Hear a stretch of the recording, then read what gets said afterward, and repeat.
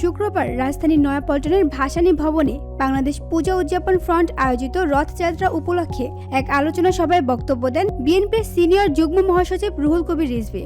তিনি বলেন, কোনো অপপ্রচারেই দেশের ধর্মীয় সম্প্রীতির ইমারত ভাঙতে পারবে না। যাই হোক, আজকে একটি মুক্ত পরিবেশ, একটি ধর্মীয় উৎসবের দিন। আমরা ছোটবেলা থেকেই এই রথযাত্রার জন্য অপেক্ষা করতাম, কারণ এই দিন রাজশাহীতে এই বড় রাস্তার দুই ধারে মেলা বসত। নানা যেমন খাদ্য সামগ্রী ছিল, তেমনি ছিল নানা আসবাবপত্রের দোকান, খাট, আলনা, এগুলোর মেলা বসত। এবং এই মেলার এই সমস্ত জিনিসপত্রের দাম ছিল কম, তাই সব সম্প্রদায়ের মানুষরা অপেক্ষা করত এই রথযাত্রায় যে মেলাটি বসত সেই মেলাটিতে জিনিসপত্র কেনা।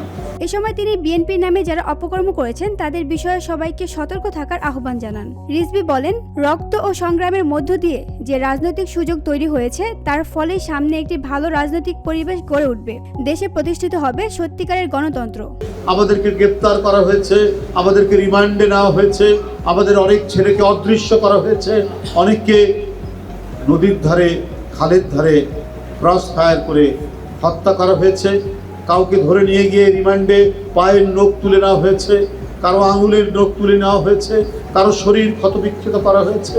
এবং এই ডামি নির্বাচন প্রতিহত করার জন্য যারা নিয়মতান্ত্রিক সংগ্রাম করেছে তারও অসংখ্য নেতাকর্মী পঙ্গুত্ব বরণ করেছেন এবং অন্ধ হয়ে গেছেন 200-300-র মতো।